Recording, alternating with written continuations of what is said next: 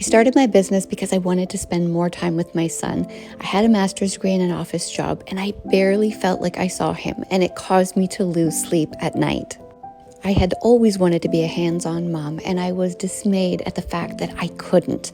So I set out to start a business, and I'm going to tell you about one of the most important business lessons I learned, because 5 years later, the raw food business that I started ultimately failed because I wasn't able to make enough money, and here's why.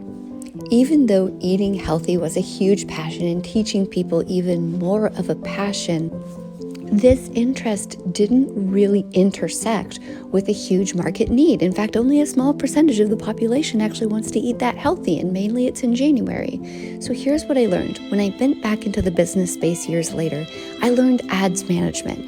Now, ads management is a skill that just so happens to be needed by 99% of businesses. So it was a passion. I loved writing, I loved helping people, but it was also a passion that intersected with something people really needed and valued in the market.